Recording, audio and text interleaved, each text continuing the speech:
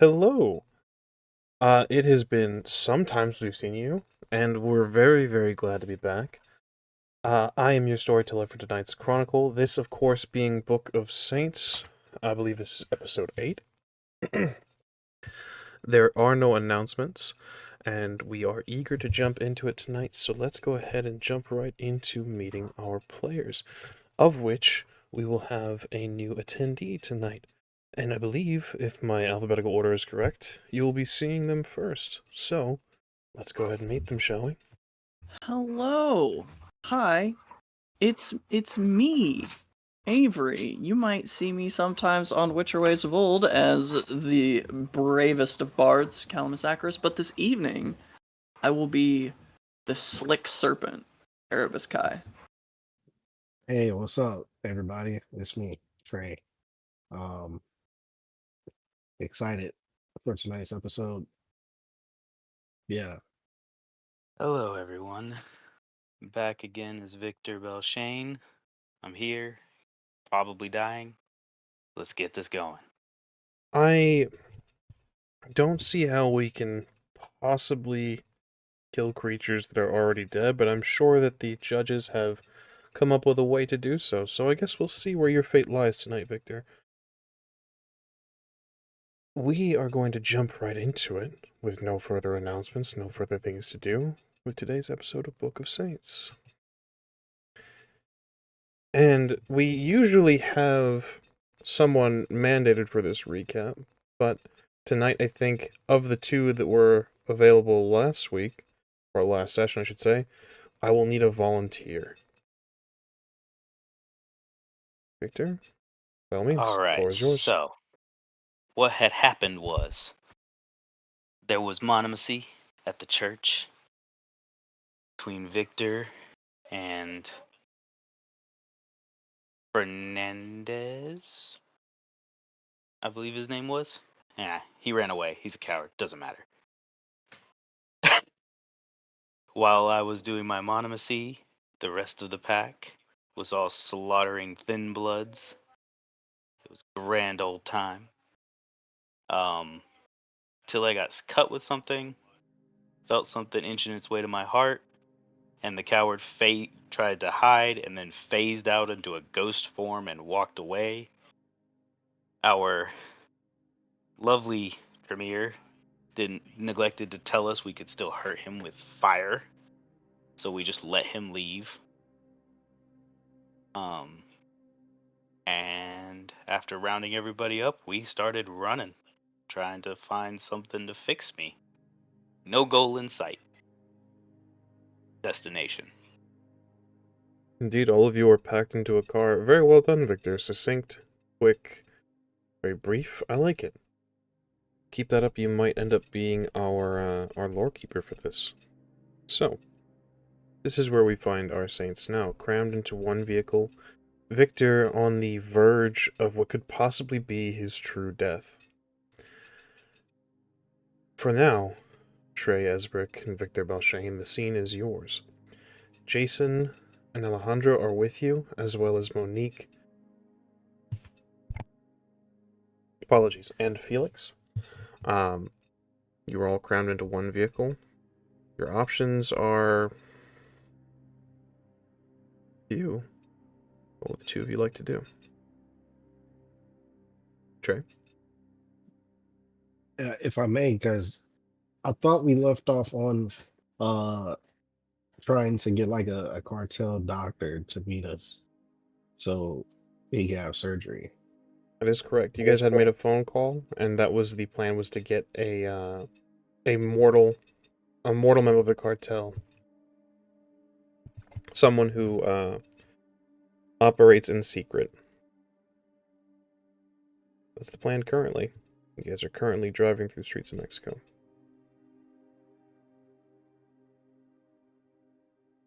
I mean, that sounds like our best option, because I don't think we have kindred canine doctors.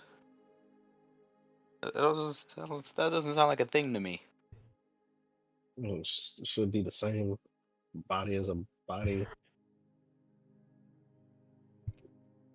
Yeah. Um were they able to reach them? Jason speaks up and says, "We have a location. It's just a matter of getting there. And realistically, we should probably send someone as well to the Warriors to see how their numbers fared, show appreciation."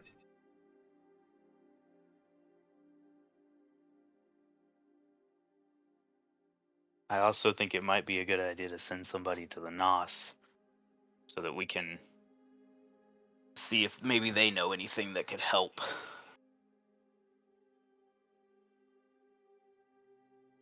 How many are how many people we plan on sending? Shouldn't See, be in any danger, so Felix speaks up and says, "I can speak with the NOS."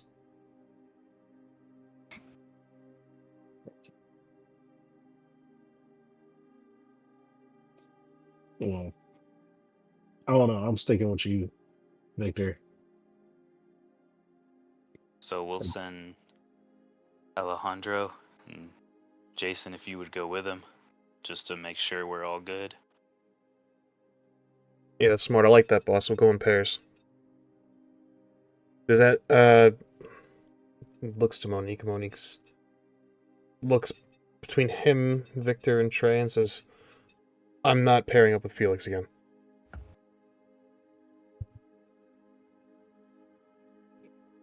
Are you sure you'll be good on your own, Felix? I know that's normally how you prefer things anyways. It's the NOS. They left me. Yes, so much. Especially since we overthrew their tyrant.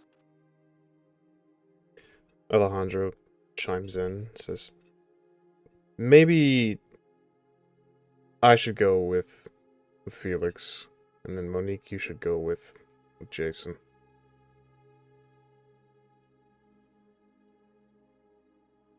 Monique kind of nods and looks at the two of you. "You two gonna be alright?" Am I ever not? You have a sliver Yeah. of wood in your heart. Just a guess. We're just on a theory right now. We'll see.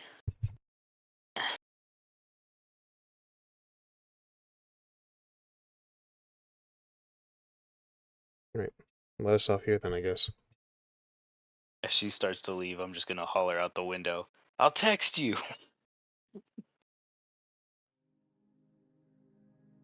Jason pulls the car to the side of the road. You can see the four of them, as they exit, begin to have a quick discussion, possibly talking a rendezvous point. As one of you must take the driver's wheel. I guess I will. I'll drive. I don't think I should be driving right now. Like GTA. Your drive tray. Location was passed off to you by Jason. You're making your way. It's not too terribly crowded as you get through the main portion of the city. It'll take you 15 minutes if you're speeding. We're speeding. Speed? Is there any discussion along the way, gentlemen? I have a question. How painful is this process right now? I imagine This- pretty painful. Scale from 1 to 10, certainly isn't pleasant, but it's not putting you, like, out of commission, and it's not, certainly not, at least not yet, it's not causing immense pain. It's a dull pain. I'd say probably a 7 at the current rating.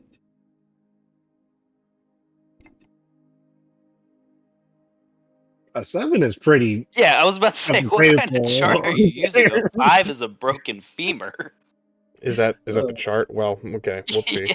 Yeah. I must have, I don't know, I don't see numbers in the same way you guys do, I suppose. call it a 5 or a 6 then, maybe, I guess.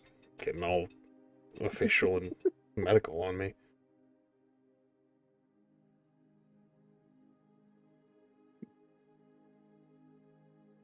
You can definitely feel it, Victor. It's... You know that feeling when you swallow a corn chip, a tortilla chip down your throat? And it's just that feeling of you can feel it scraping down your esophagus? It's like that, but in your chest. Okay. This is pretty much how Victor is sitting in his chair right now. He's just. Oh, sorry about that. There's a lot of potholes, bumps. You're enjoying this, and I know it. You should really, invest back into the community.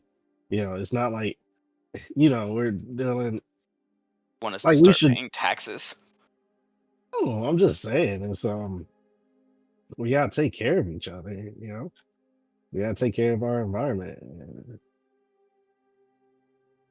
Wouldn't you rather have a smooth road right now? As soon as he says taking care of each other, that Victor's mind will like be flashing to each of the pack members and Derek. Because Derek would die if I do, doesn't he? No, so... Without your Vitae, Derek will return to his original state. Unless he's able to get Kindred Vitae on a regular. Which could be provided by your pack, but he will definitely feel your loss.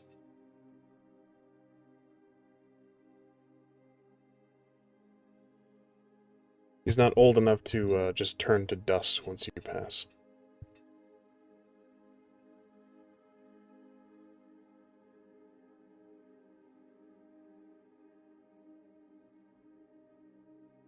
We're almost there. No. I hear. If the worst happens, pretty much it's gonna fall to you as the priest. What are you talking about? Fall to me from what? Everything we've started, everything we're doing.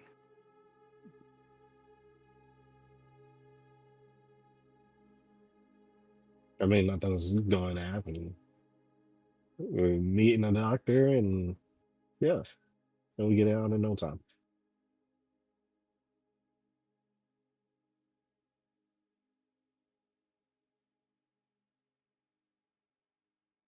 Do I have a general idea of where it is in my chest? For that, I would need a roll, Victor. Let's call this...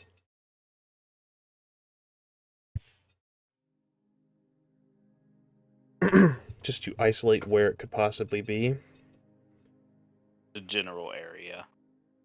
Let's call this wits and medicine, please.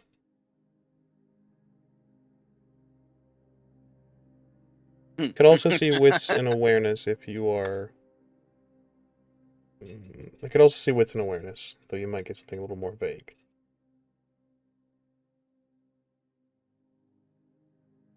I don't think I'd get anything with wits and medicine, so... That's right, I'm at 4 freaking hunger. I'm inclined to ask, Victor, would you like to blood surge? Absolutely not. I'm already bleeding all over the chair. That is correct. We're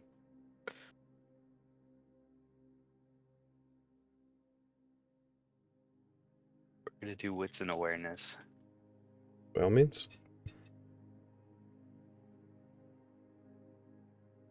3. 3. It's only just entered your chest. It's, if you recall, he had slashed your tie with the weapon that he had chosen. It's burrowed in, perhaps When I say into the chest, it's past the rib cage now, or at least in line with it, you think? It's difficult really to tell where exactly it might be. It's not moving really in a straight pattern. It feels... 3 successes, Victor. It's difficult to tell exactly where it is. It just feels wrong. It feels foreboding, ominous. It doesn't really matter where it is. The fact is that it's in you. And it's slowly inching its way towards your heart, and it will be the death of you.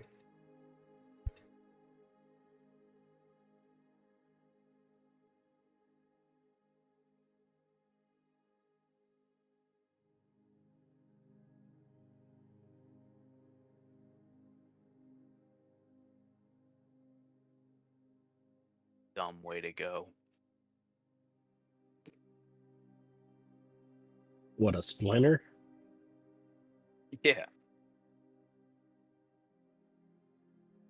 What kind of self-respecting K-Knight goes out from a splinter of wood? I mean, obviously it was magical, some type, right? It has to be, right? Oh yeah. Yeah, it's fucking magic.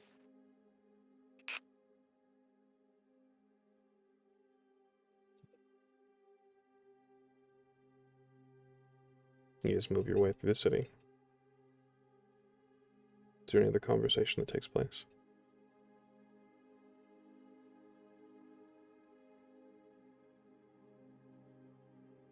You good?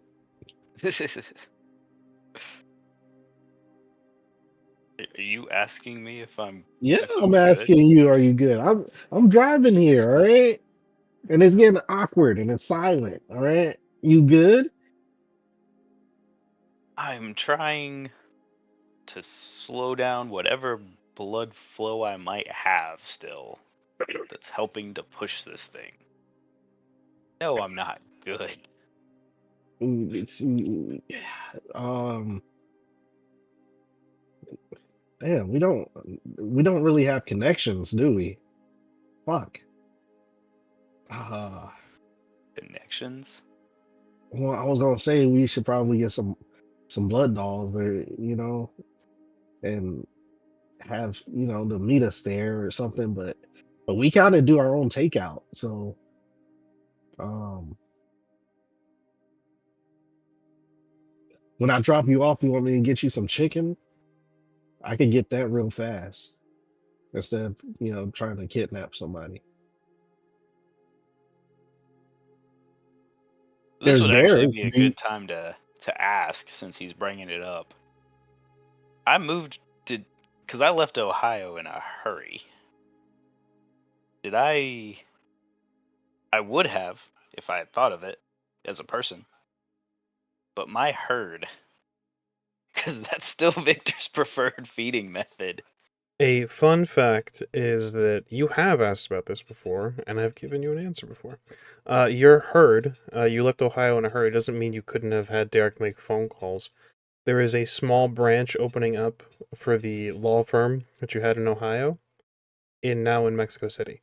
It's certainly not popular. It's not the best in the city, for damn sure. But you have a herd here, and It's that's 'cause really we what don't matters. practice Mexican law. and It's a learning all curve. all the signs are in English.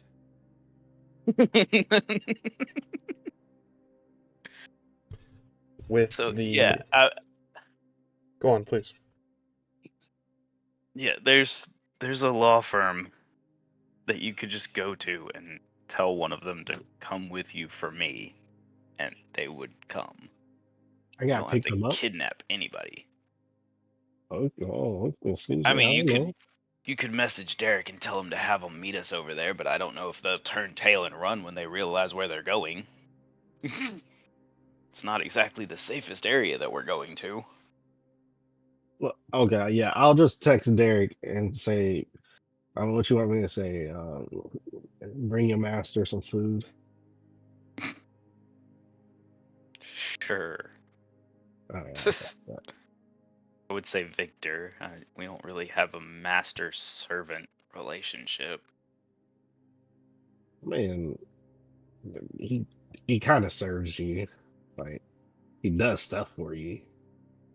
He does stuff, but it is more so like returning the favor because I allowed him to do anything at all, really. Yeah, I guess. I guess.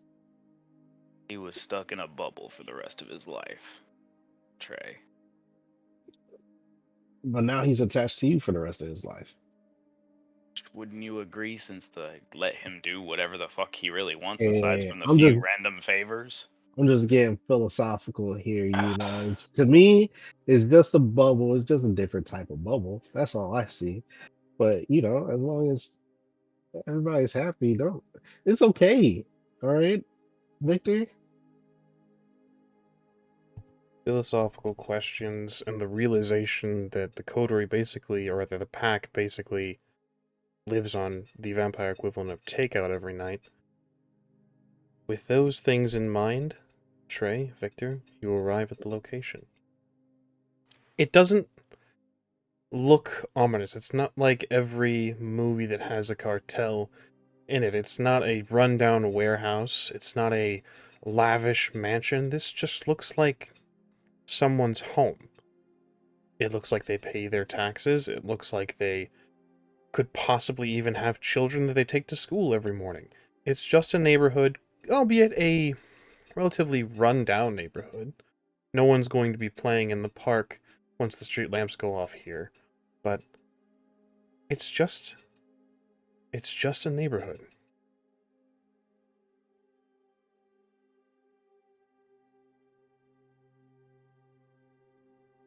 You gonna get out the car? We're here. Do I need to carry you? I can walk. Fine, thank you. Okay. All right. I can still walk, right? It's not crippling pain yet. Yes. You make your way up the driveway. It's a short concrete path. The garage door, from inside the garage door, you can hear voices. You can hear, it sounds like a game is being played. Someone shouts rather loudly. I don't fucking understand this game. We go back to playing cards?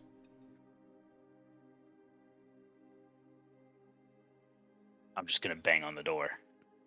Ring the doorbell. Is there a doorbell?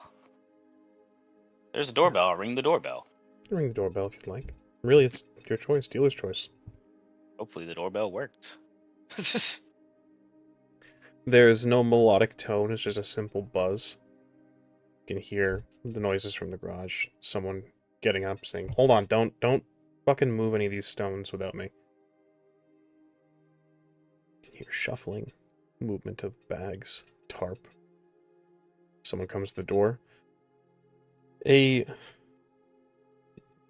relatively young gentleman. You can see some slight streaks of gray in his dark hair, but it's combed off to the side.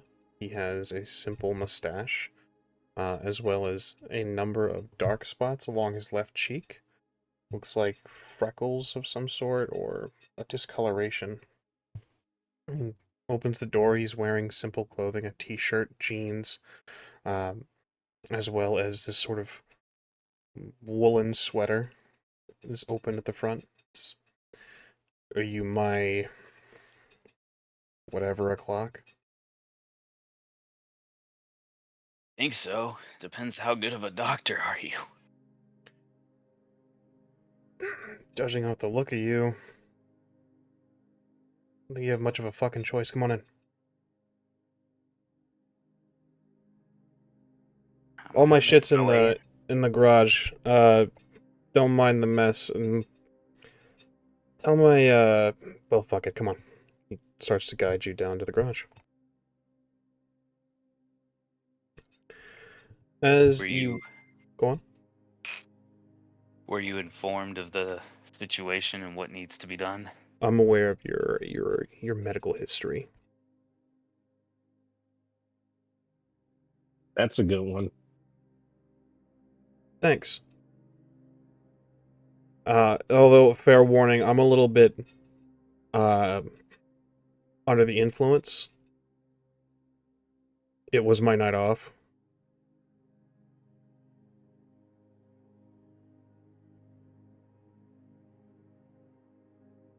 So you're aware of everything? Yeah, and luckily, given your pre-existing conditions, I think that a little couple shaky hands, I think you're going to heal just fine, from what I imagine. If you get it, yeah. But Excellent. Well, let's head inside. Don't mind my friends. We'll have them wait in the house. Actually, you might know one of them. Walks through the garage door. You can see in this space, you can see three gentlemen very clearly marked with cartel tattoos. They look like lower level street level cartel members. They're mulling over what looks like dominoes in the center of a table. It looks like you've kind of crashed just a late Friday night party where they've been drinking and just imbibing all sorts of substances. You can see a mirror and a razor on one of the empty seats, on one of the empty fold-out chairs. Along with these other three gentlemen, you can see an individual who doesn't fully fit in with this crowd. Erebus, if you'd care to describe your character, what do they see when they walk into this garage? Yeah. So I put their reference photo in the IC chat, but tall, unhealthily thin, like 6'3", barely over 170 pounds. Very clean cut features, very clean cut face. Sort of slightly longer than fingertip length brown hair, piercing green eyes.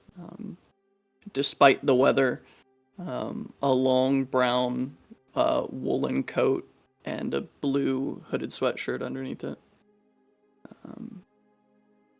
Just sort of looking over the dominoes on the table before his eyes flick up and regard the two people entering. You can see your host, Diego Erebus, looks to you and his friends and says, "Gentlemen, I'm sorry, we're going to have to continue the game inside after I take a couple minutes to perform some off-hour duties, if that's all right with you all." You can see a couple of sorry them. for crashing. A couple of the gentlemen sitting with you, Erebus, are just fine with it. The one that had exclaimed that he wanted to go back to playing cards says, "Fuck this game anyway. He's fucking cheating. I know he is." Erebus is gonna look directly at him, and activate Eyes of the Serpent. Now, we haven't viewed Eyes of the Serpent here on Book of Saints. Erebus, if you'd kindly describe the ability. Like a lizard or a serpent, two clear eyelids shut widthwise over his eyes. Pupils become slits, golden and serpentine, as he just holds him in place and stares him down for a moment. Who are you staring at? I don't cheat. You're just bad. Does he have an opportunity to reply, Erebus? No. Victor Just TREY. holds him in dire fear for his life for a few moments before letting the power recede. Victor TREY, for a few moments, you see this gentleman suddenly overcome with sweat. The rather tight black tank top on him starts to become drenched.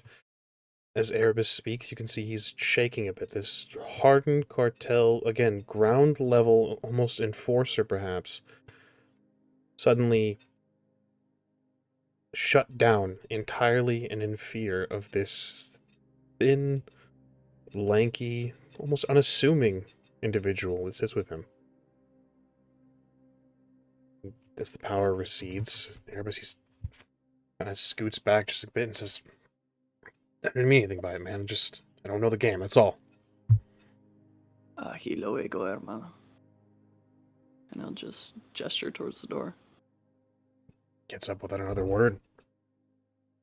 The other two get up. One of them, a bit drunkenly, kind of claps you on the shoulder as he leaves.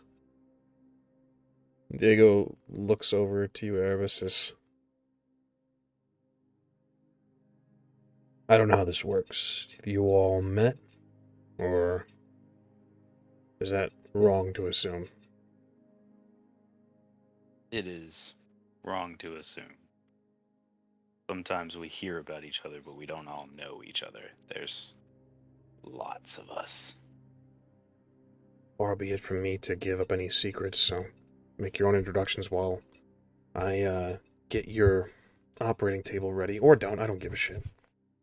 He begins to lay out 2 plastic fold-out tables and kind of link them together with a strap and sets a tarp over it. It's very garage work surgery.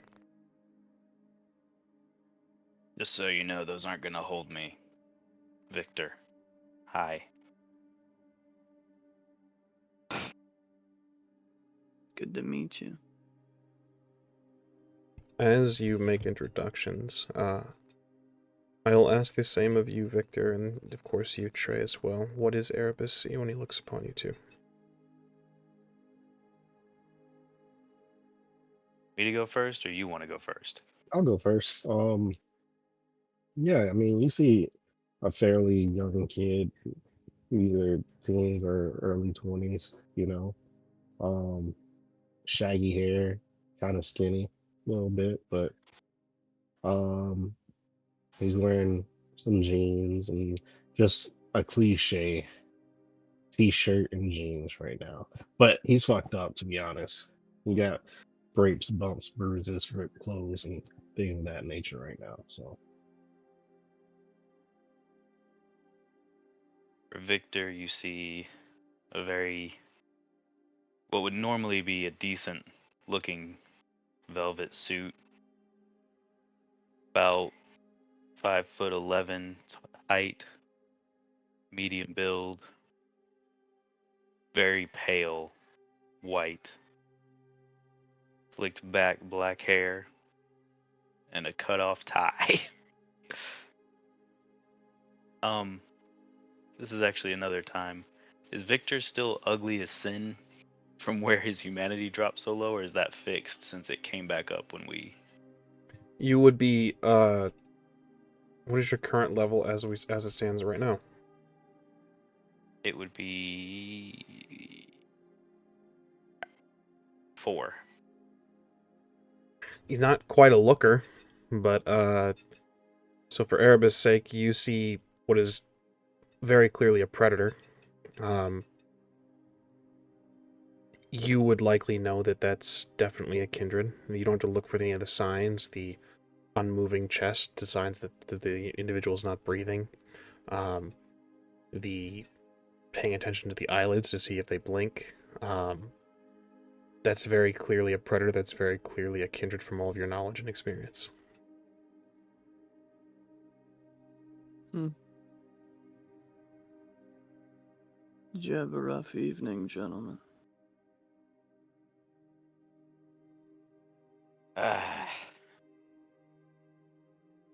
Trying to fix the city never goes smoothly. You can never give people things that you can't give yourself. Can you save yourself, Victor? Here. You're here so that someone else can save you.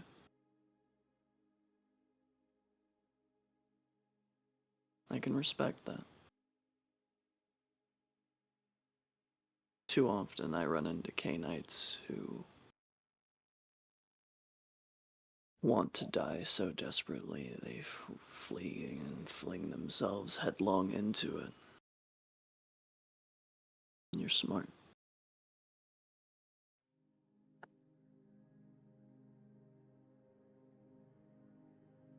That depends on what all happens the rest of the night.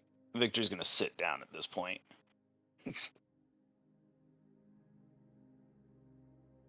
I'm just gonna look Trey.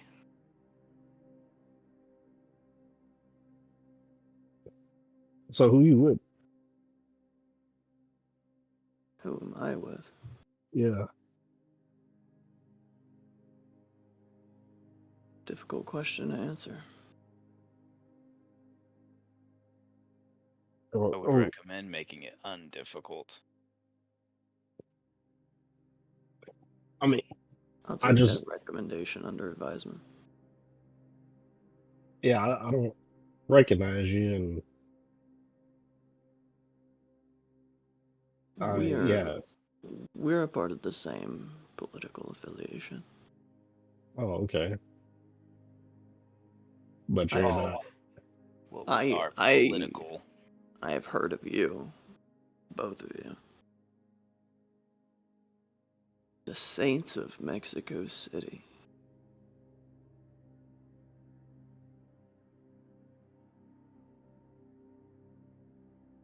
So You're we're my good then. Of course. Okay. If you are all right with me, Trey.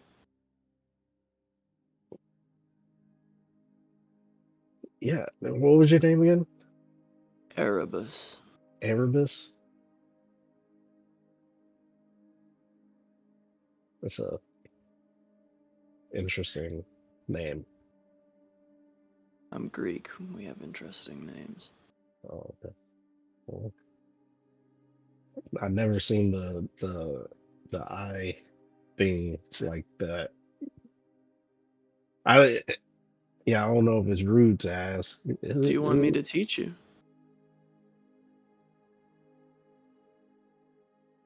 Oh no, yeah, It's a this is useful tool. yeah. I don't know about the teaching. I mean, what, for free? Or do you like what? The first one's always free, Trey ESBRICK. Okay, hold on. This And your do, research. Is to Why? be informed, Mr. BELLSHANE.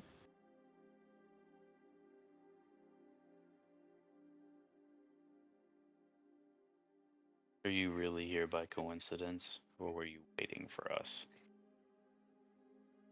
Fully planned to make my money for the week cleaning these ignorant fucks out in Domino's. The fact that you're here is a happy coincidence, I think. Well, it could be. It's really for you to decide.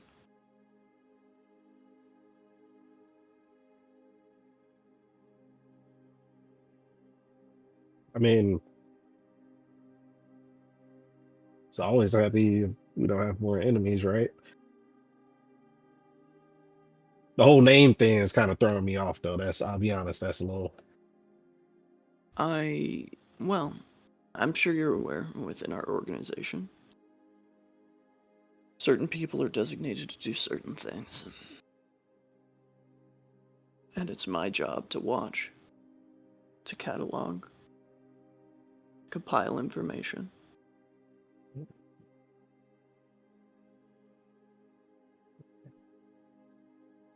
I've seen both of you before, you just didn't see me. And that was by design. Us. Oh, why'd you never introduce yourself? I do exactly as I'm told.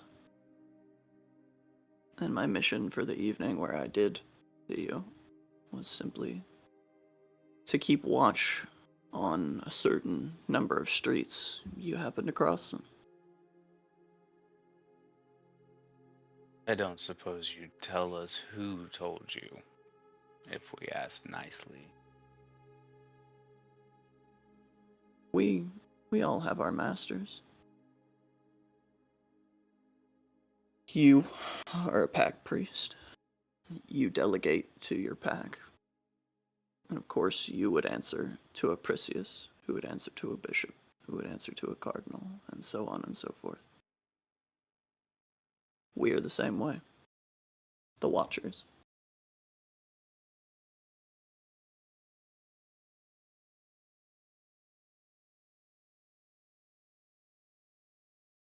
What happened to you, Victor?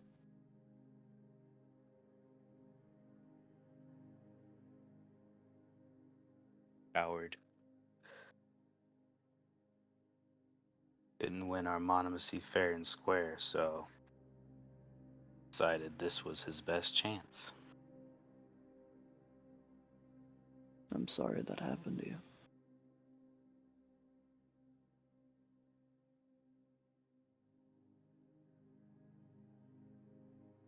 Erebus, you may feel free, if you so choose, of course, to make a roll of wits and occult. And occult. Can do.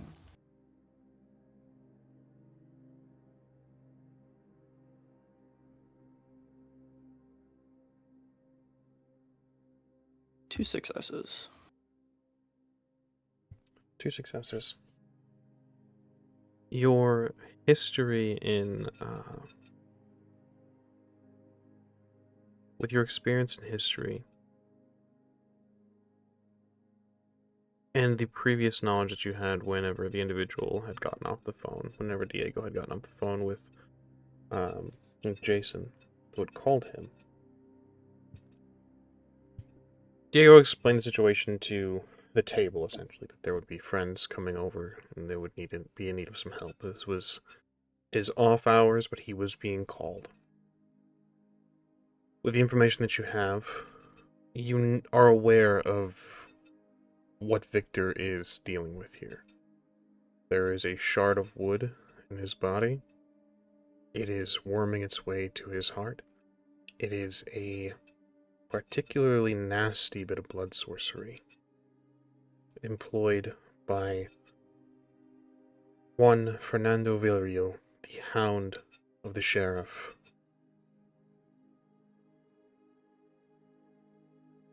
While we're at it, Erebus, as you are first appearing on screen, and this is our first time meeting, you should have done this a little earlier, but let's have you roll a single rouse check. Let's see how hungry you are this evening. Success. Excellent.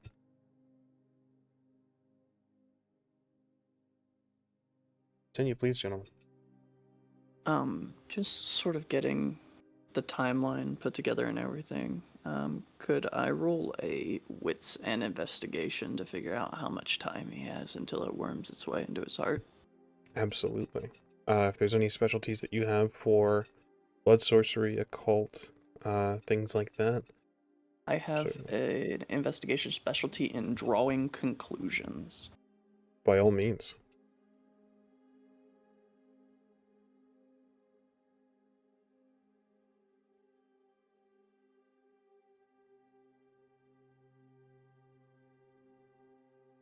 Seven successes with a crit. 7 successes with a crit.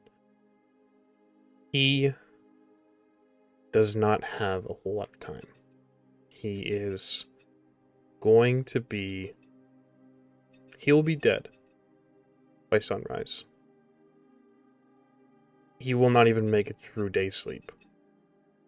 With everything that you know, the timeline, the call, when it happened, how close the wound, especially with the tie, where the apparently had entered, he's eating precious time as the doctor is sterilizing the area as best he can. Erebus It's is wasting just gonna precious seconds. check his watch. What time is it? Currently, about 11:42. Look up at Diego. We don't get infections, Diego. Get him on the table. He's got an hour. How the fuck do you... Alright, sure. Well... hop on up. From what I understand, anesthesia doesn't help you all either, so this is gonna be painful. Just fucking do it. It's just gonna lean over to TREY. Say, I wonder if he'll get a lollipop after the doctor's done. He always leaves with a lollipop. Remember what I told you, Trey. You'll be fine, Sensei. You lie down, Victor. He says, I'm gonna need you to Something to remove bite. something to bite. Start unbuttoning. He grabs a leather belt, folds it a couple times, hands it to you. It's the best I've got, unless you want to gnaw on a chair leg. Give me the leg. To yourself, you can see he goes over to a pile of what looks like scrap. Pulls up a chunk of wood, very clearly a leg from a discarded older chair. The paint is chipped and everything. It hasn't been really sanded down or cleaned off or anything like that. You expose your torso, Victor. Yeah. And I'm gonna... Can I take one of the scalpels and just kind of make like a small, like, area for where I know it might be? Help him narrow it down real quick. Well, judging off of your previous roll, you can make a circle, an outline if you so choose. He has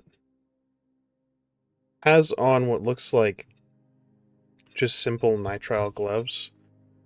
He's rolled up the coat, the jacket that he wears, the little wool coat.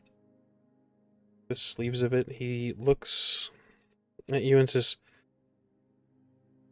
"Alright, well, like I said, this is gonna hurt." Thing before we start. Should have said this earlier. I'm still suffering from my flaw. It would have lasted till the my- end of the scene, so you're golden. Not that flaw. Hmm. My hunger flaw. Oh, So my blood is already dripping everywhere. yes, it is the As stigmata. as 8th generation. Would that not have an effect on these two? It certainly will when even more blood is exposed. Erebus, as well, part of the description of Victor, he is suffering from the stigmata. The wounds of Christ are very clear on him. His crown is bleeding. The palms, you can see it with each step. He's sort of leaving a blood-stained footprint. You guys probably should leave the room before this starts.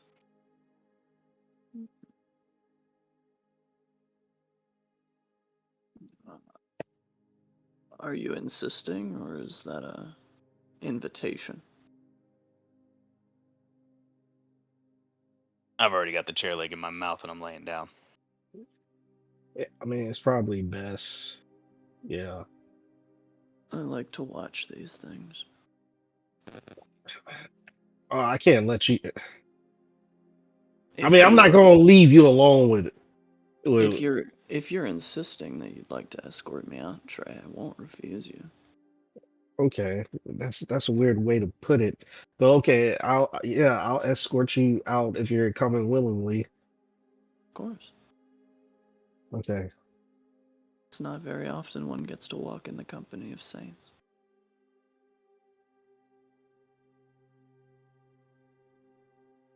This is so fucking anime, I'll be honest. Trey, would you like to roll a wits and insight? Do you seem confused? Yeah, yeah. By Is all this means. like you said, a wits and an insight? Yeah. Erebus, you may feel free to roll.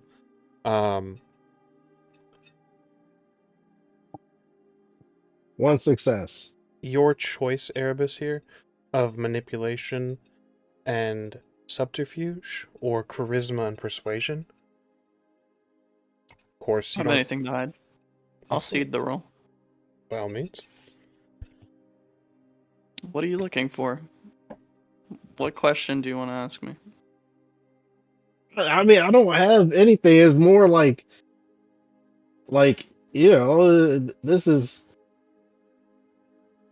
I don't know. This is a weird interaction for him right now. This is just a general vibe check. Yeah. I don't know. I'm confused right What now. is one I think as success? a general vibe check,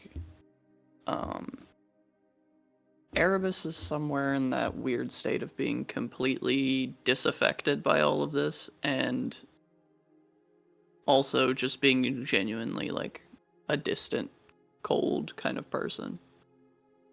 This is all just another night. Okay. He doesn't get to talk to people a lot, so there may be a spark of interest getting to speak with other Canaanites. If I can add, how old are you? Is that I'm 58 years old. like your total age? Mm-hmm. Oh, okay. So okay, all right. Or gangrel, right? I'm a gangrel. What the fuck? Suffice it to say, we just had very different upbringings then. Well, I mean, I was just turned a handful of months ago, honestly. So Mm, uh, that, that makes a certain amount of sense. You're doing well. I've been keeping up on your progress. this is so fucked. That's weird. I'll be honest, that's super weird, and I don't It know if could that's good it or could be bad. very uncomfortable, but that also comes with I've been keeping up with all of your enemies' progress as well. So That okay, is so you that is serve the Cain, right? double-edged sword. Of course. Okay, all right. We are all the sword of Cain. It is our blood, it is our bone. But you don't claim any factions. You know, you're obviously not part of the Warriors. You know, you're not. No. Well, the club is closed down, burnt the nos out of the city. I don't. Damn, who else is there? There are we who watch.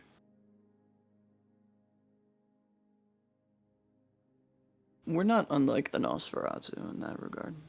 We watch. But we don't watch for our clan. We watch for the glory of Cain.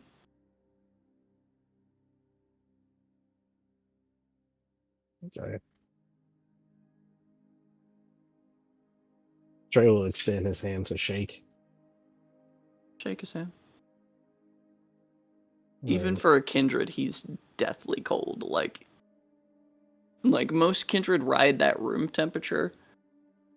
Erebus' skin is like a solid 10 to 15 degrees below room temperature. You sleep in a freezer or something? No, Okay. serpents are cold-blooded. Serpents. What's your clan? Can I? Sorry if I'm crossing lines. No, you're young. You're trying to learn. It's a part of who you are. I was once a follower of Set. And then when my clan decided they wanted to rebrand as the Ministry, not all of us liked that.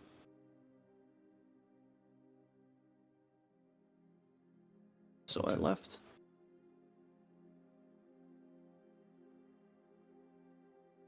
Okay. Now you Follow should it. know, just as there are many factions within the Sabbat, there are many factions within the clan that was once the followers of Set. There are those of us who have been with the Sabbat the whole time. They are called the Serpents of the Light. You should avoid them.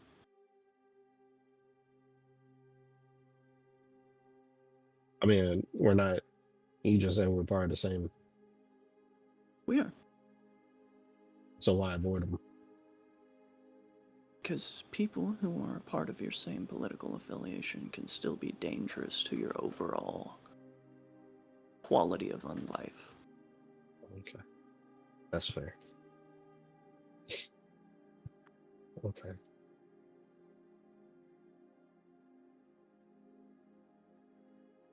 As you have this conversation, moving into out of the garage area, the main house, the other three individuals are have taken a seat elsewhere, watching Diego's television. You can see a number of pictures on his walls. He looks as if he has a family, or at least had a family. There are pictures of an aging daughter throughout the years. The last picture of her, the aging process shows that she is likely in college, studying something that looks like it brings her much joy. The rest of the home is open to you, should you so choose. The other three are just watching television.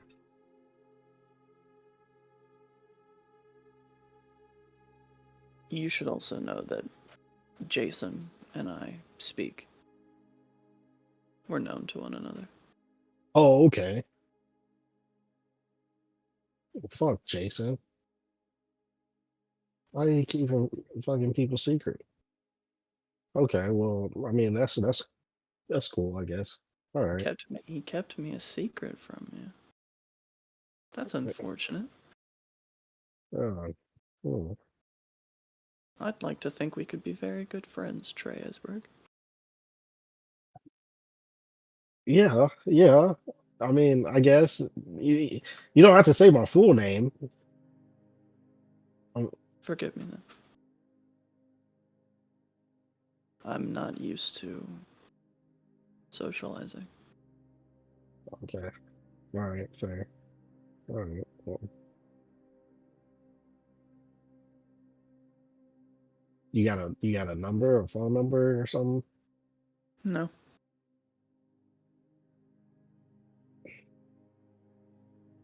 I don't Facebook? even sleep in the same place more than once. I have what you see.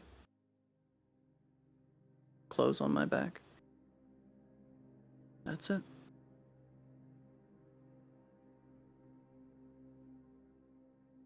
Of course, when I was first embraced, cell phones were still just a dense piece of plastic.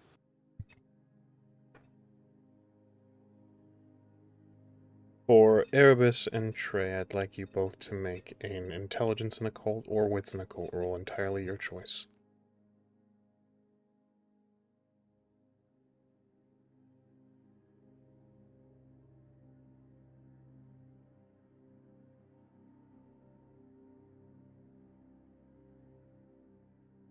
No successes. 6 with a crit. Continue your conversation, gentlemen. Erebus, I will message something privately. Oh, that's lame. So what is the nature of your creed as a pack? It's something I've been curious about. I've never been part of a pack myself. What do you do? Well, I mean, I know the actions you've done. And I have a decent idea of what I think would be why, but I'd like to hear it from one of you.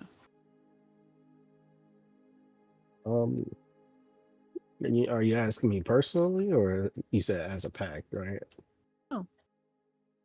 I Um, would take a personal answer, but I was more inquiring about your nature as a pack. then I'll give you that answer. Not to give away plans. I feel like those who know should know, but yeah, we're just trying to unite Mexico City. You know, um, I'm new on this journey. I'll be honest. Um, but there's just too much division coming down here, and following Victor, and somebody has to do it. You know, so Have you followed Victor for a long time? I mean, since my inception, Forgive me if this term is offensive to you. Were you a shovelhead? No, I was not a shovelhead. Good. Man, no, yeah, no, I wasn't. I was just kind of left, you know.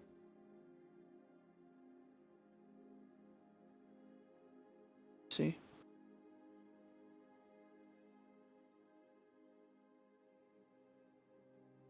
Yeah. Would you like to ask me any questions, Trey? I mean, I don't, I don't know. I don't know. Like, you're new to me. Um, you know, they're still teaching me things. Yeah, I met some people, you know, but I haven't really met someone like you. So I'm having a hard time putting the pieces together. But Ask me whatever you wish. no riddles, right? No. Okay. So So many of my kin go to brazen lying, and it is beneath us. okay. So you say you don't stay in one place more than once? Correct. Why? Is that just a choice? Because it is the way I was taught. And it works. You'd be surprised how many abuelitas never go down in their basements. That's creepy. All right. It is. Um,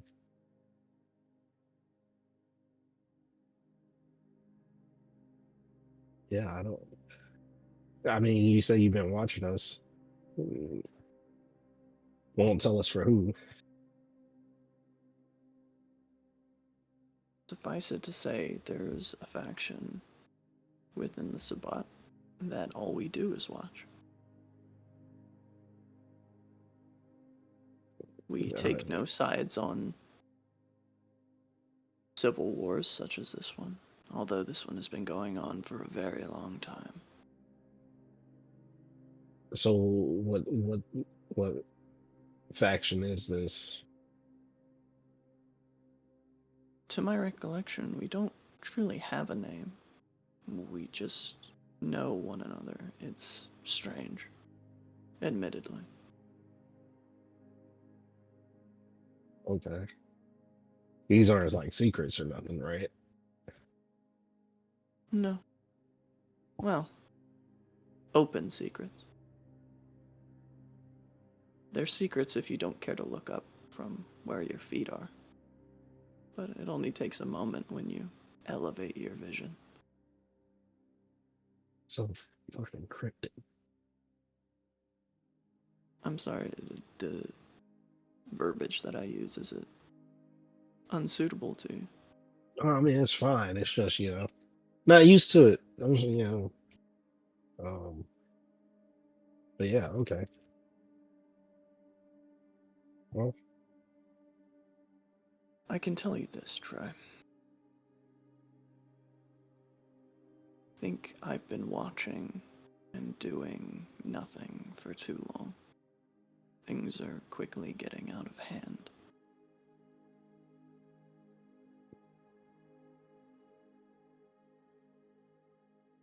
This rival faction within the Sabbat that you fight against, they're moving in a way that is unconducive to reconciliation. They are very soon going to make a move that not even time can mend the wound of. And that is unacceptable. The sword of Cain cannot cleave down his wicked children if it is broken.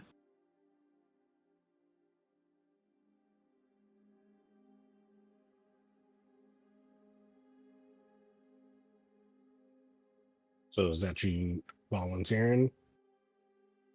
You gonna pick up a sword? I don't think that's my decision to make. I think your pack priest would have to ask me. I wouldn't say no,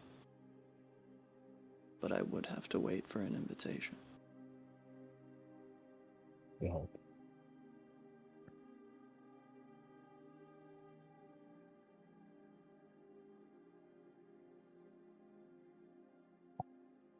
let me wait until we get the rest of the pack, or at least until Victor's fixed. Fair enough. Those thin bloods you killed. Why?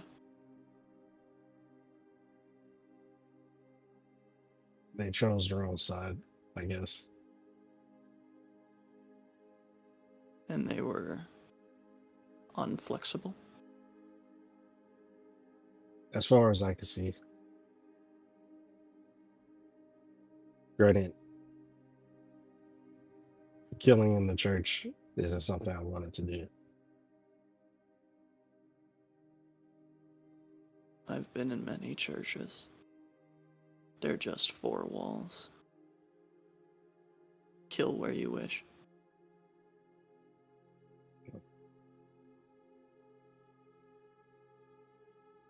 It's not often that we get to choose our battlefields, Trey. I want to say I wasn't the one to choose that one. But regardless, they fought. Could I offer you a bit of wisdom? Of course. Never let another man choose your battlefield. If one seeks a fight from you on their terms, do not give it to them. Fight them only when it suits you.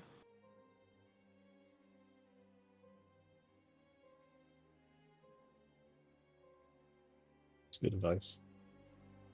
And as you ponder these words, we rejoin Victor in the garage. Victor, the work has begun. Your chest is cut open. The skin peeled back. It's something that the doctor apologizes for almost an annoying amount of times. As he says, this isn't, normally, I don't usually have a conversation while I'm performing such a grievous task.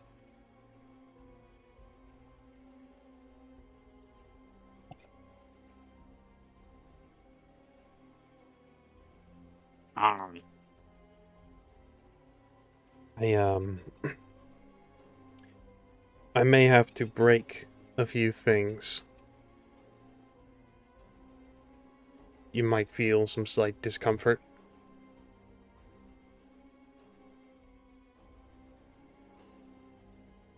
Victor's just gonna look at the hole in his chest, and then back at the doctor. Right. He carves in a singular line. You can almost feel the wood stir, as if it knows that it is being chased.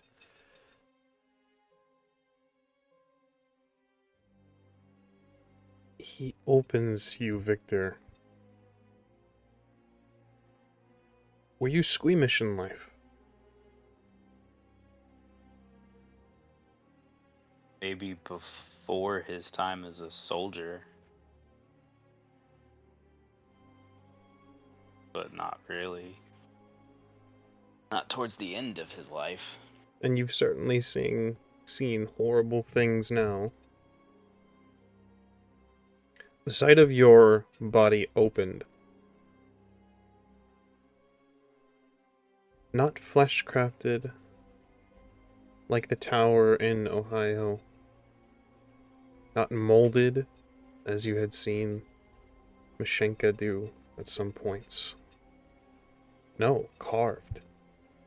Cut. Trimmed.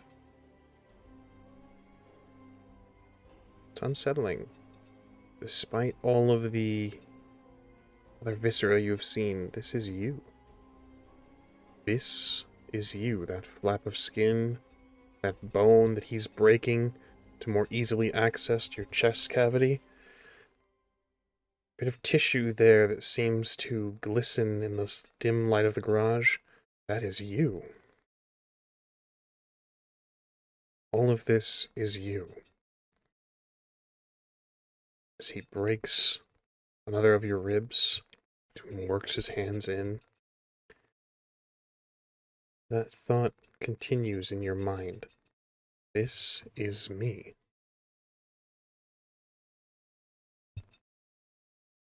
As he grips something maybe he shouldn't have. Victor, I'd like you to roll me all of your unspent willpower.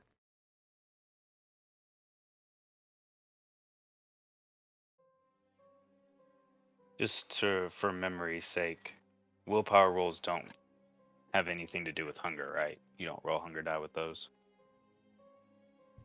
There would be resistance of frenzy, if that's what you're concerned about. But this is going to be something different.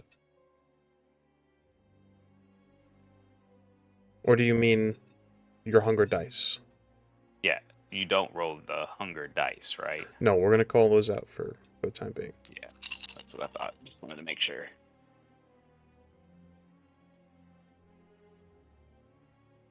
Two successes. You grip something perhaps you shouldn't have, Victor, and you clamp down on the wooden leg that you have in your jaws. There's a sound that escapes you. A bit of pain flashes through your body as the sliver moves and twists, and he wriggles his fingers into your chest. There is pain. There is immense pain. There is a fear of the true death. The final death. That word, final. As TREY, EREBUS, you hear Victor's muffled call from the garage. He seems to be in pain.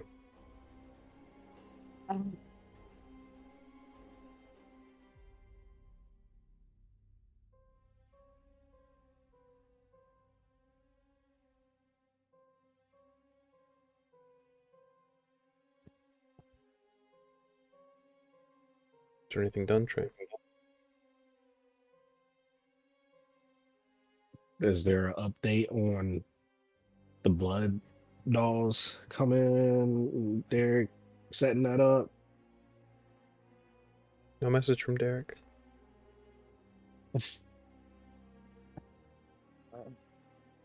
A call? Can I call? By all means. Ring ring. Picks up after about the third ring and says, "What the fuck do you want? I'm busy." Did you get my text? Yeah, what do you think I'm busy with? I don't know. Text back then. Motherfucker. You didn't have to talk to me like that. I'm handling shit. Yeah, and I'm listening to Victor scream right now. Where the... What happened? Well, I'd rather not just say it over the phone. I can wait until you get here. I'm setting everything up. We'll be there as soon as we fucking can. Okay, can you bring me a chicken? A couple chickens or something, like live chickens? Go fuck yourself, TREY. There's a click. No. Yeah. I swear, Derek, he's such an asshole. You should punish him. What you mean punish him? No one should ever speak to you that way. I don't think he was serious. TREY. Do you know why most rodents come out at night?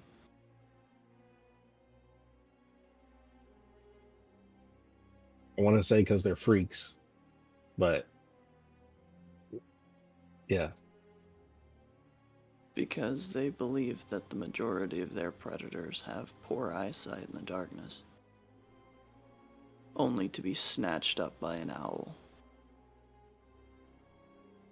I don't think you have poor eyesight in the darkness, Trey. That one has forgotten that you are his apex predator. Remind him.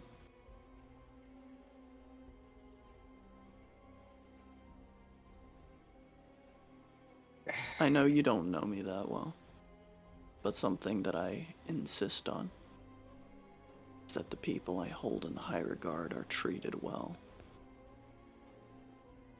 That was not treating you well.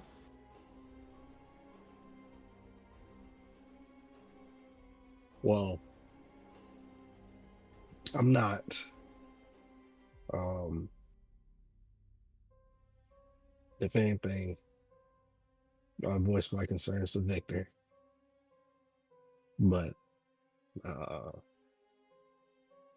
I have known few gangrel in my time. You are young. And forgive me if this is assuming too much. You haven't spent a lot of time around your other clanmates. I mean, just one, as I'm sure you know.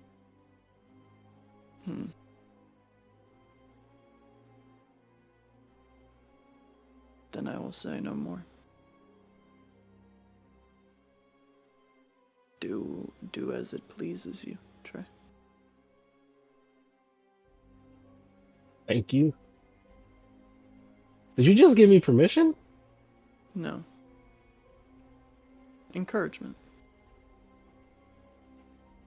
Now, if you look at the way the photos on the wall slowly shift, do you see that the wife begins to lean further and further from him as time goes on?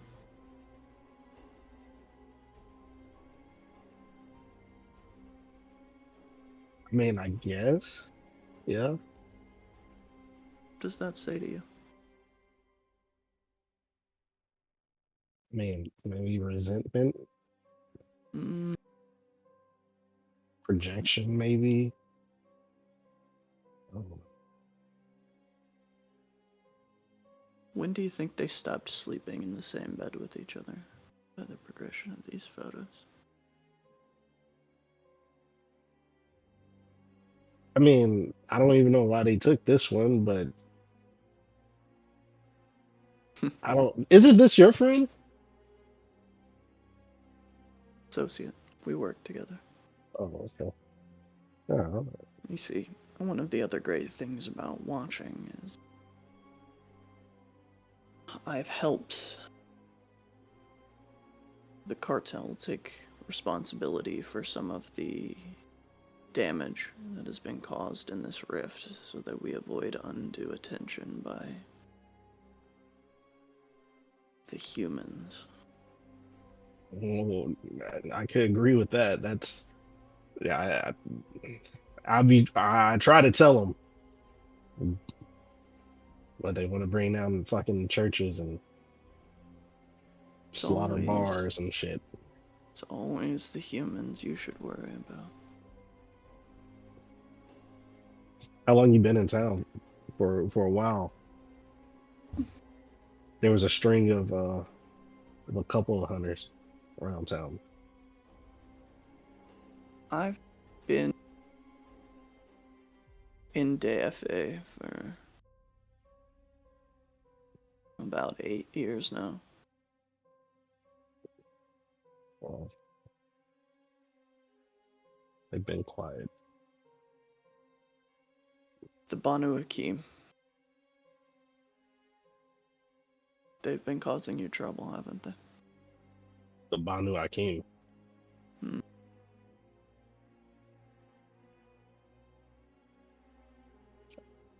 To be honest, I don't even know who that is, really.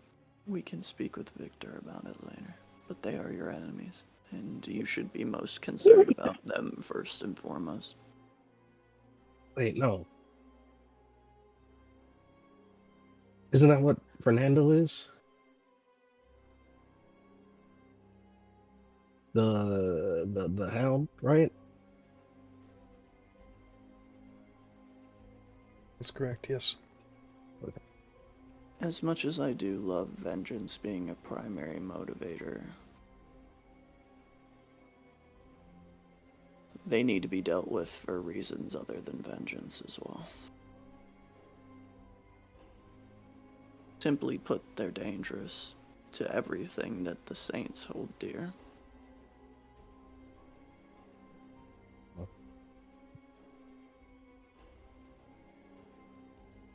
They've been stalking you. Watching. How many? Enough to make them dangerous. These aren't. It's difficult to get a precise number because they can change their faces.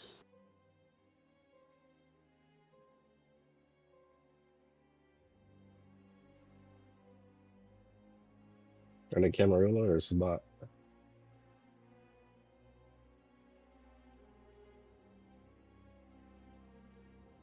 They are whatever suits them. This isn't the point where you're like, you stab me or something. No. Right. Okay. In fact, I am completely unarmed. I don't believe in carrying weapons for myself anymore. I used to. It used to be my job. And what's that? Law enforcement? I was a detective. I worked in special victims when I first got brought on. And then I worked in Vice.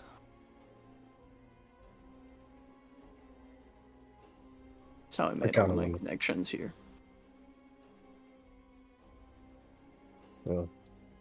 I came up in Los Angeles. And you've been here for the last 8 years? Since my maker died.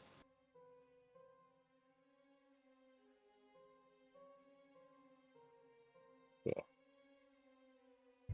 Another muffled scream, Victor, as the surgeon picks and pries, moving things out of his way as he says, I really am sorry, but this is... don't know exactly what I can puncture and what I can't in this situation. He grips something. Victor, I need you to make me a single rouse check.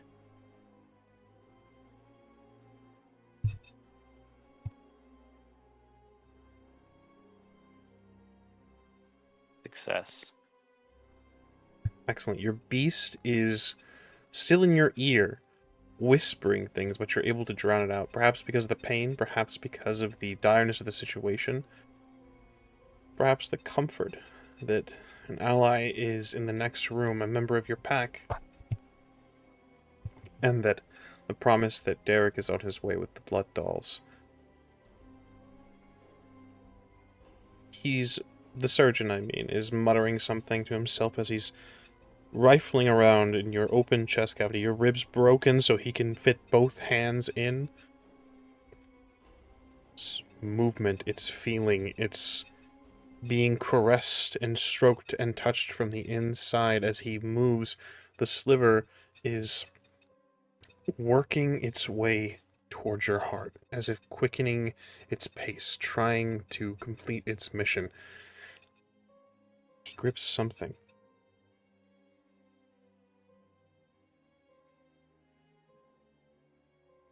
It all becomes very real.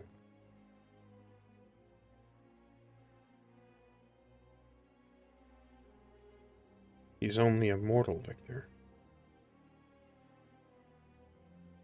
It's too big of a task.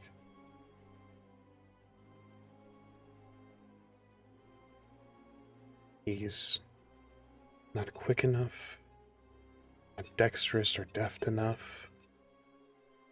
The clumsy hands of sheep.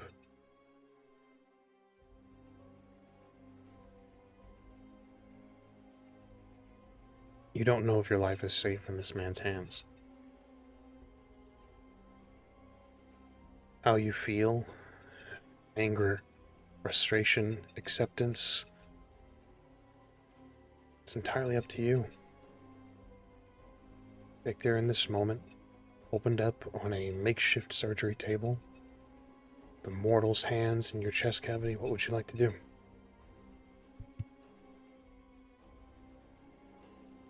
At this point, it's too late to turn back. I couldn't even get anywhere else.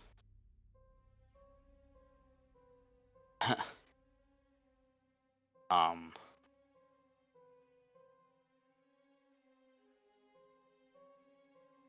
can I see what he's trying to do, or see it? You take a peek. Give me a wits and awareness roll, please.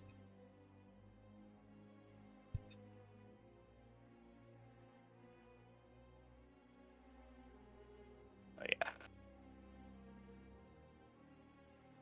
Just forgot the hunger die.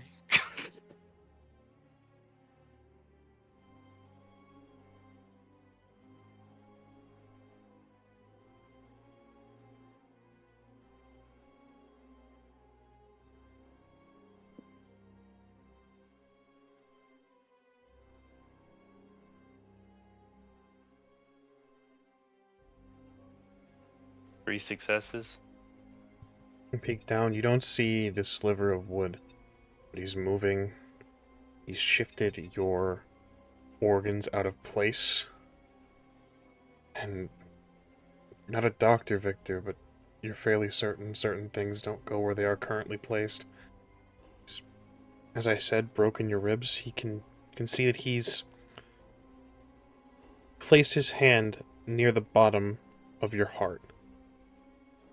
At least where your heart would be. It's covered by other viscera, a pooling of your own vitae. It's a mess, truly. You don't see the sliver. And you're not sure if he does either.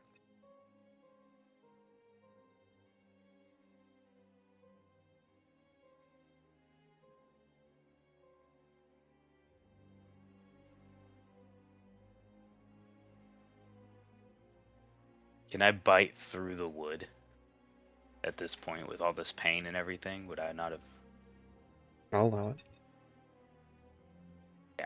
So I'm gonna bite through that, spit out whatever is in there, and call Trey. Trey!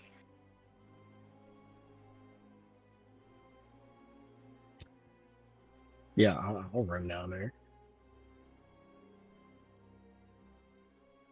Help him. Erebus, do you follow? Erebus is gonna go to the kitchen really quick. Turn the stovetop on as high as it'll go. Grab a kitchen knife. Lay it blade down on it until it's red hot. And then I'll follow. Excellent. Trey, Victor, you have a moment alone as the knife warms up. What do you need me to do? I don't. Doc? What? You should be faster than him. Help him. Okay. Then tell me what to do. Am I? He speaks and stops himself after a moment and says, I need you to hold things out of place. Things are come here. Shove some organs aside.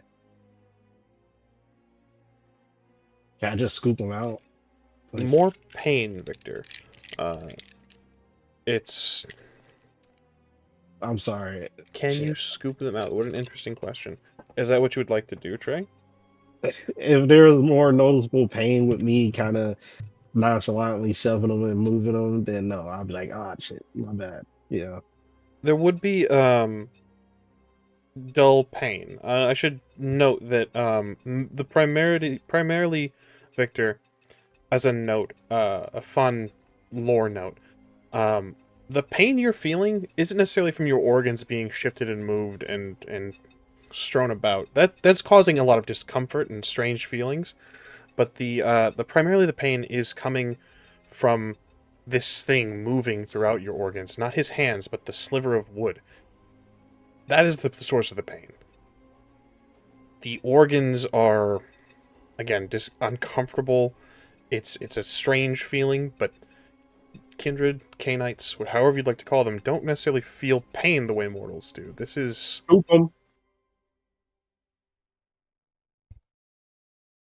You may feel free to scoop. Is that enough space? I don't know if that's advised. This is a bit out of my field, but sure. Trey, with your assistance, I'm going to grant an extra die.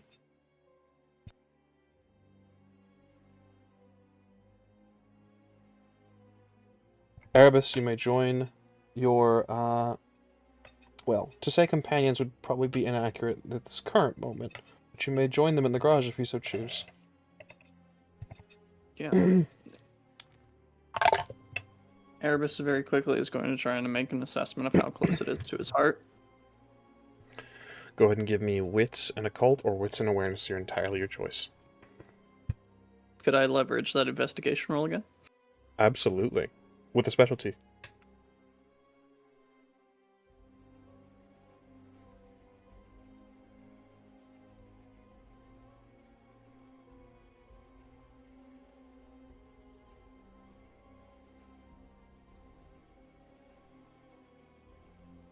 Six successes. 6 successes. It's moved deeper. It's the good doctor had his hand placed at the bottom of his heart. Trey has moved things around and left more open space. There's a pool of vitae. I need 1 from Trey and Erebus. I need a rouse check from both of you, please. We'll get hungrier. This brings you to 2, I believe. Correct, Erebus? Yep. The beast does not Success. speak just yet, Erebus. It's clawing its way, inching its way up your spine, eager to speak in your ear, but it stirs in the pit of your belly, moving upward, ready to tempt you. Trey, you are more concerned with Victor. You manage to stifle the creature that rests within. To answer your question, Erebus, with 6 successes, it's moved deeper. It's no longer in the open space where his organs, without the hiding and the playing field that it once had, it has dug back into bone and flesh. And is moving. It's still moving toward his heart. It's about 4, maybe 5 inches from what you can tell. There are things that shouldn't happen in a Canaanite's body. Blood does not pump. Hearts do not beat. But one of the organs, this messy bit of blood and flesh, is almost pulsating, pumping. You think you have it. Very quickly, Erebus he'll let it move for a second to chart its route of movement. And then he'll look at Victor. Say, I would like to hear more about your experience in the Confederacy later. And slice in and get his hand in front of it so it bores into his hand instead. Like into a finger.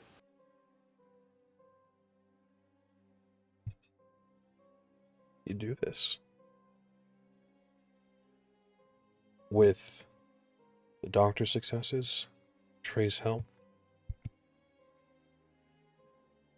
and with Erebus, the shard is removed.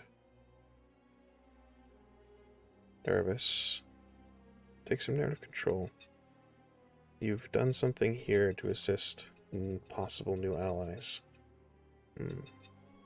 What does this look like? As TREY is in full view of this. I mean, there's that distinctly uncomfortable smell of singed flesh as the hot knife cuts. And Erebus's hand goes into the wound and then comes out just in time to see the back end of the splinter worm its way into his finger before he looks at Victor and TREY again. He says, "Eso sí que es. It is what it is," and cuts his own finger off. You see this, Victor, TREY. The removal of a finger by this strange canine.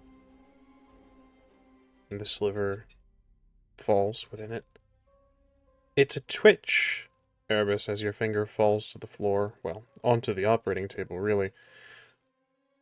To twitch, the last bit of movement, perhaps the last bit of unlife that you have, giving it some semblance of twitch and squirm, or perhaps the last vestiges, whatever magic the Assamite had placed into the sliver. But it stops and is still. The ability, the power, inert. Victor's life saved. Scene is yours, gentlemen. Erebus will split the finger open lengthwise, pull the splinter out, sit it in the bowl that is sitting beside the operating table, hold the finger back to his hand and attempt to heal it back.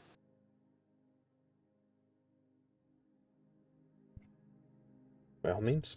This would be a simple task. Would not even really call this a use of Succeed on the fire. rounds check. Excellent. Say heals. I'll just gesture to it. That's a powerful bit of sympathetic magic if you know a blood sorcerer who can track prey. The Assamites put a lot of work into that. It's not an easy ritual to pull off. The shaft of belated quiescence.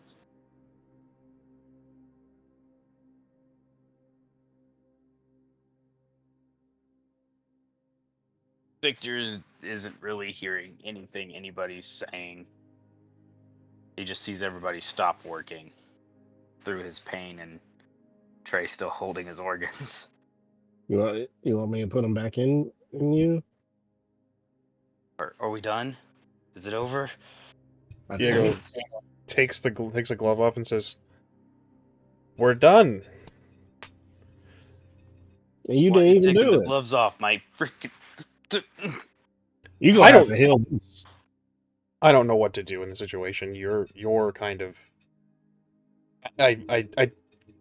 Should I stitch you back up? Would that be helpful?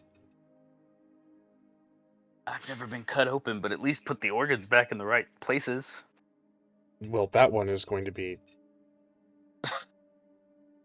You won't need that one anymore. It's got a tube that doesn't.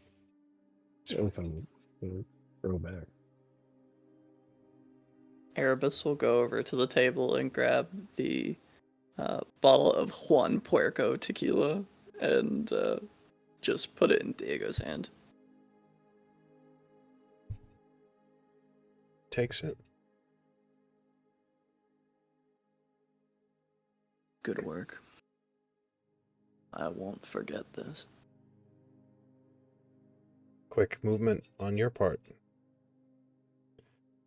I was told that you heal. I didn't know if I should stitch or if I didn't know if there would be. Just drink, Diego. Go take a piss. Lo siento. He departs. There is. Go on. As he's leaving. Thanks, Doc. Any time, fuck it. He takes a step out of the garage and you can hear pounding on the door. the front door, not the garage. You can hear a curse from Diego as he goes to the front. You can hear the shuffled movement of the three individuals that were watching television. And there is sudden life and movement, an eruption of noise. As you hear Derek's voice asking questions. Where is he? Get the fuck out of my way. There's movement. You can suddenly see this, the garage is filled with a number of individuals you recognize from the law firm, as well as Derek, holding a 6-shooter revolver to Diego's head as he holds him. And Diego looks kind of nonchalant about this, has the bottle of tequila in his hands, holding up and points in your direction. And Derek very much looks like he doesn't know how to handle a firearm. If he's startled in a single moment, he's got his finger fully on the trigger. It's a whole lesson in safety here about to happen. But he looks at you, Victor. Open on the table. Hi, Derek. You can put that away. Doesn't answer. He's kind of just staring. Is Trey still just putting organs back in? I mean, I wouldn't Erebus try to will calm him down. approach and just almost absent-mindedly just grab his trigger finger. Pull it back. Happens easily. Put the safety on.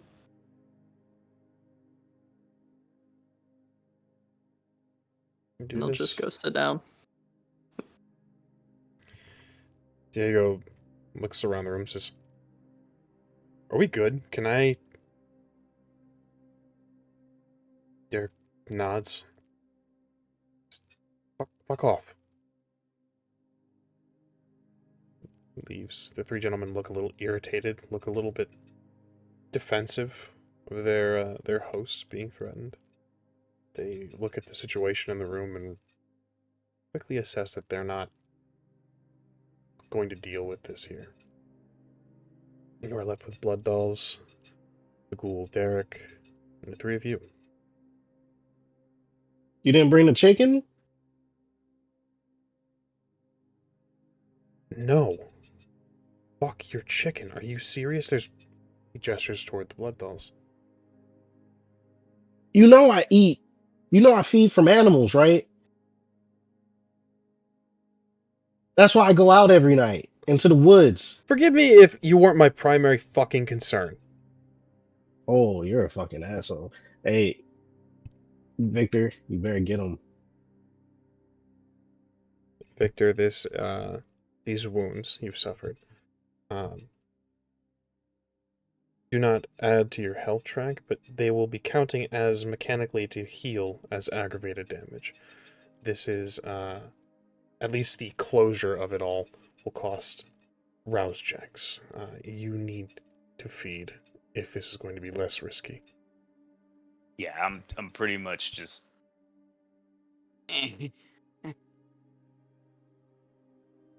Gentleman offers himself to you. Easily, quickly.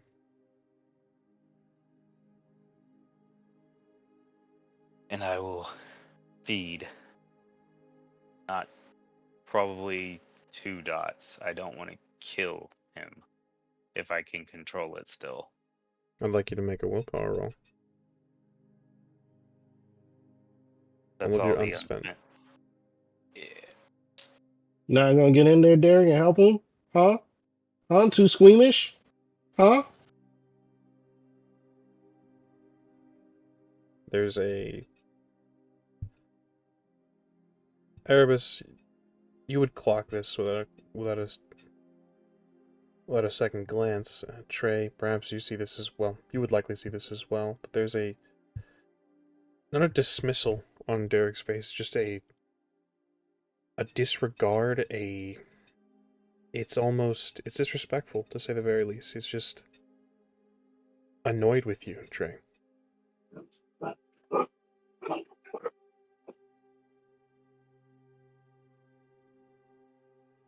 Victor? 2. 2. You drink deep. You are at hunger 4. You're going to take a little more than anticipated. You're going to take 3 dots, and you're going to leave this individual a little anemic for the time being.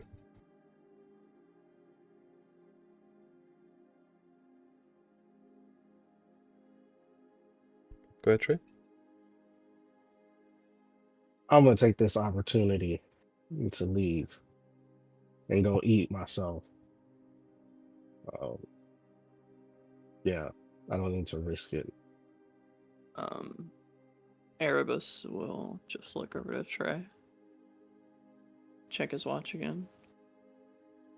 Upstairs, 3rd bedroom on the right. There's a dog in the kennel. Thank you.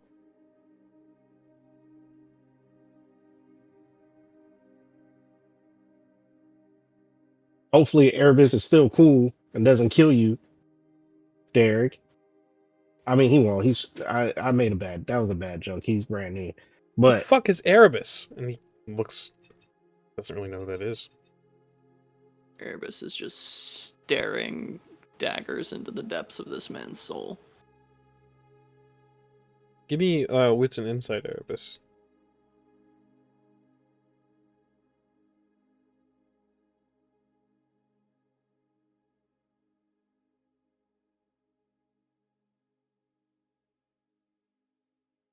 Two successes. Derek is young. You see he's, just from the bit of interaction you've had with him, he's fairly nonchalant about most things that have been going on in this room. The thing that is concerning him right now is Victor. The blood, the canites in the room, the fact that he had to use a gun, and, well, he felt he had to use a gun. It's all a lot for this kid. You get the sense he doesn't really go outside often. And you get the sense that he's not really your typical ghoul, especially not for the Saban. He's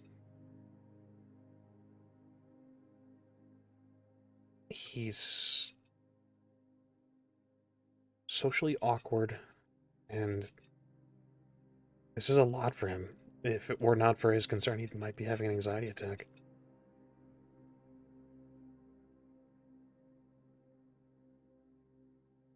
Erebus will grab the bottle of rum,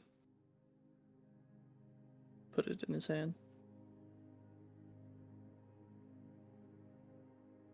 Just watching him like some weird, almost like insectile, like it's very praying mantis like. He's just studying every micro movement this ghoul makes. You do this. He takes Drink. the bottle. I don't drink. You're about to lose it. You're afraid. Alcohol is a nervous depressant. Drink. There's a half second, maybe this full second hesitation. You see him do this. You can see him quickly put things together. He's a sharp lad. He's logical. He takes a drink. You can see he wasn't lying. You can see the pain on his face as the liquor burns down his throat. Shakes his head. Victor, would you like to heal and to close your chest cavity? I was going to ask, would Victor finish before Trey left? Likely not. 3 points of hunger takes a bit. It wouldn't be very quick. Not as quick as if you would be draining this dude, but still takes a bit of time. Don't you got brutal feed? I'm not trying to kill him. Are you sure? Yeah. Healing is just one rouse check, right? Treating this as aggravated, this will be 3.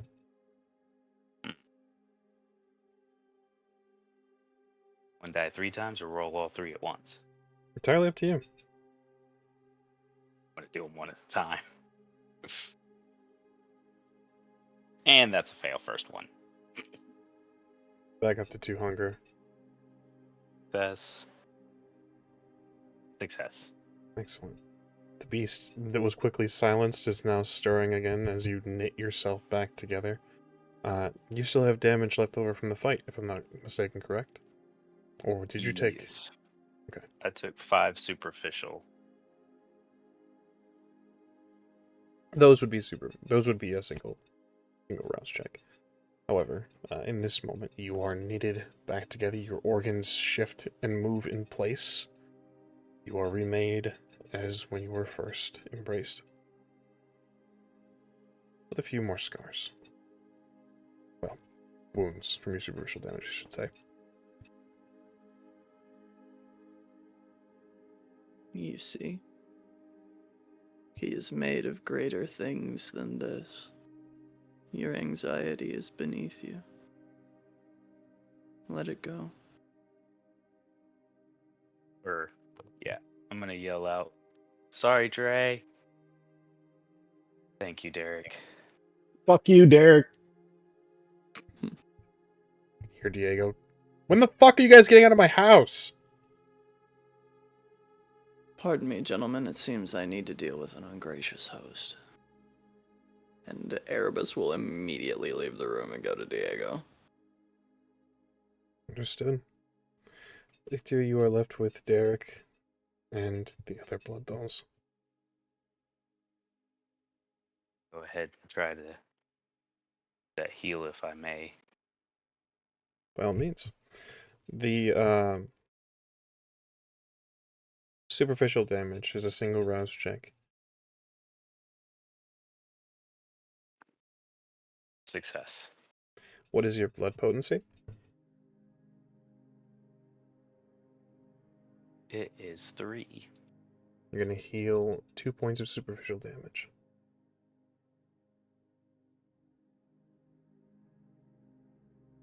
You may attempt to heal the other 2 if you'd like. Sure. Normally we would have to, it's like once per turn in like combat and situations like that, right? Mm-hmm. Thought it would take longer. Superficial is nothing too terrible. It's aggravated you need to worry about. It's 1 aggravated per night once you wake up with the 3 rouse checks. That was a fail. So I'm at 3 hunger now. 3 hunger, but your wounds knit themselves closed, and again you are remade as you were exactly as you were when you were embraced. Still got 1. Still got 1. Thought you said 4. 5. Excellent. Erebus, we rejoin you very quickly with Diego. Have I treated you unfairly, Diego? No, these people are, they don't need to be here anymore. I've done my task, and Give them a moment. We just removed the entirety of a man's internal organs. Yeah, but it's not really a man, though. I'm sorry, I didn't mean it like that. It's not what I meant. I didn't intend on taking anything when I came here tonight. And you've changed my mind.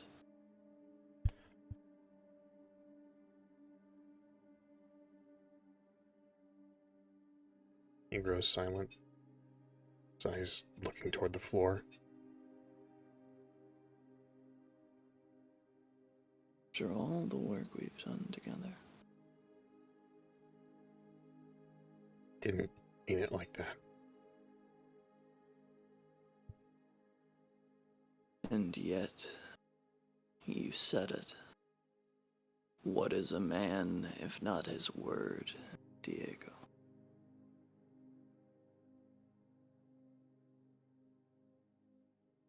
De la boca infante.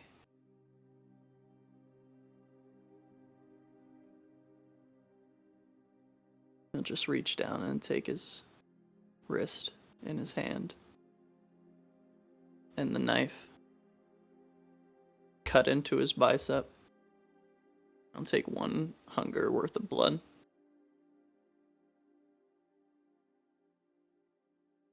He licks the wound closed and turns the knife and puts it in his hand.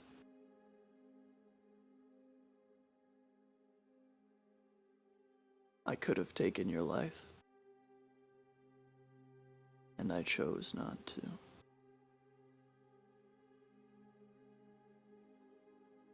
They'll be leaving in a moment.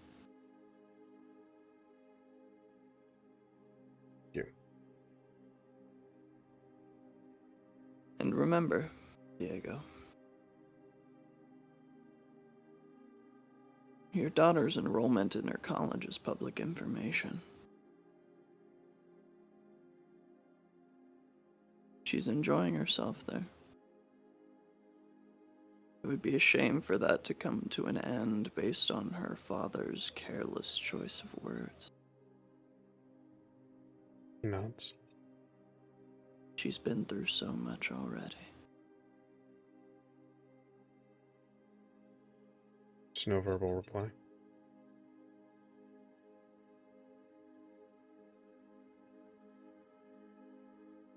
I like you, Doctor. I would hate for this relationship to be impeded any further.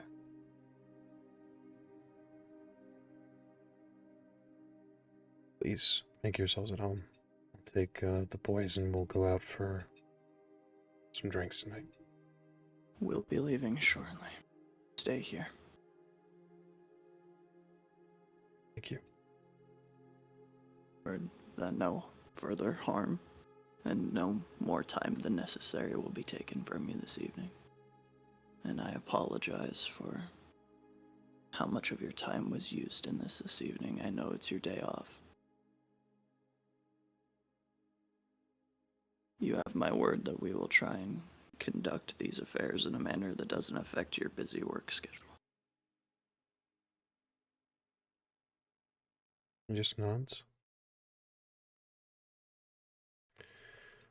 And as Erebus begins to head up the stairs to see where TREY went,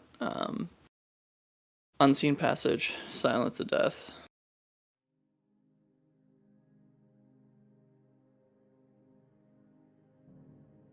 Which is a single rouse check. Understood. Which is a success. Understood. We've seen, I believe, both of these abilities used. But if you would like to take narrative control and describe what happens to Erebus here, you certainly may. He heads up the staircase. The first thing that happens is that the stairs stop creaking on like the third step. And as that last step clears into the shadow of the upstairs, it's that mirage-like effect where every refraction of light around him bends for a moment before he's just gone. And with Erebus disappeared, TREY upstairs feeding Victor, reunited with Derek and the blood dolls from his law firm. This is where we'll end tonight's session, Book of Saints. Good to be back, everyone. Well done, and welcome, Avery, to the pack. Outstanding. Hope everyone enjoyed themselves. Yeah, holy shit, guys. I have no other announcements aside from my normal spiel. Before we jump into that, does anyone have anything to plug? Welcome aboard. Happy to have you. Amazing introduction. Thank you so much. My weird insect snake boy. Yeah.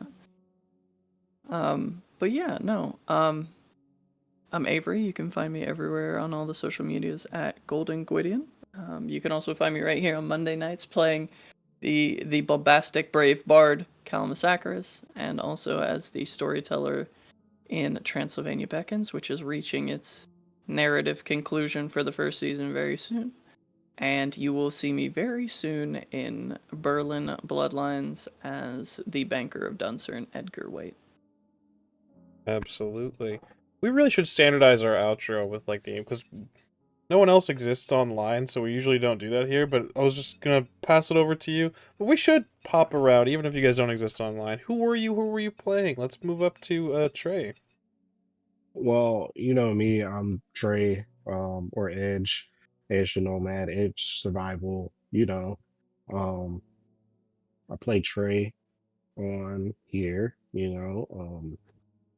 did a little skit in Transylvania's Morgan, and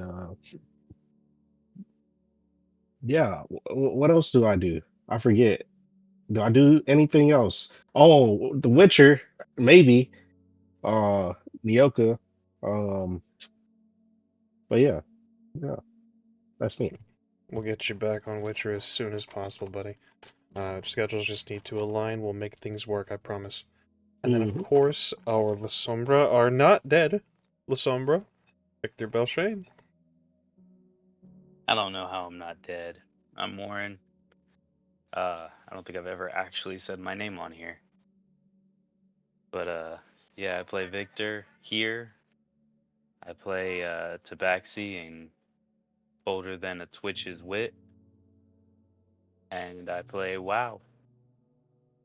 Places my name is The Demons Within.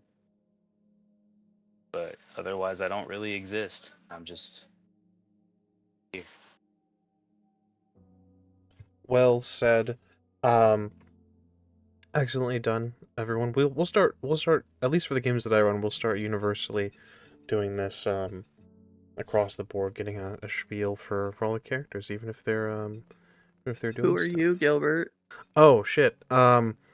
I've been your storyteller for tonight. Gilbert Ramos. You can find me everywhere at Ramos the Nomad. It's TikTok, Twitter, Twitch, Instagram, Blue Sky, all that good stuff. TikToks are gonna start coming soon, I think. Especially with the release of Berlin Bloodlines, there's some stuff I have in my head that needs to come out. Yeah, that's me. We of course have been the. There's something from the edge. That's not the only thing you do. What else do I do?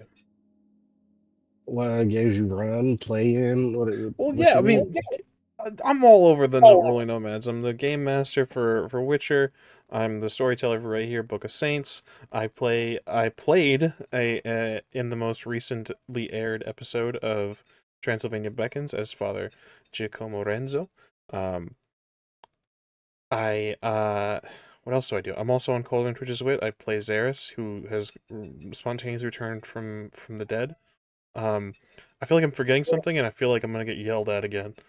Scion, maybe? I do Scion over on the Onyx Path. Thank you. I'm the story guide for our Scion Chronicle, where they have reached demigod tier and are really fucking that world up. But yeah, I think that's everything. Is that everything?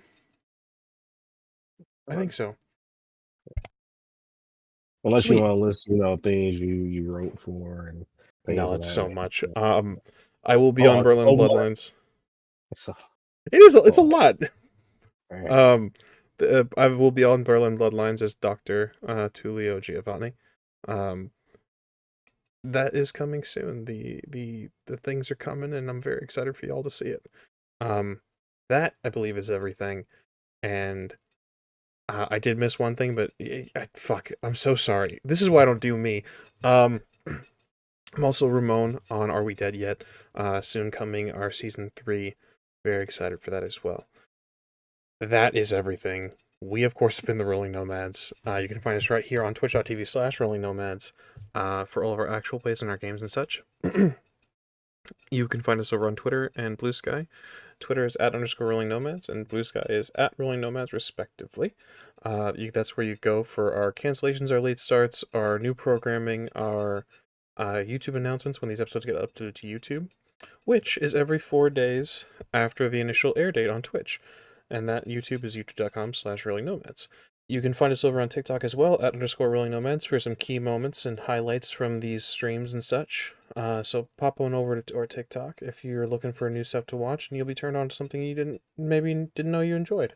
As well as just finding a slurry of things that are the highlights from our shows and such. That, I believe, is us in a handbasket. I will leave the other announcement from Monday. It's Rachel's thing, so I'm not going to take that from her. But yeah, that's us in a handbasket. I really appreciate all of you. Sorry for stumbling through all my stuff, but yeah. So we appreciate you being here. I appreciate you guys for playing, and yeah.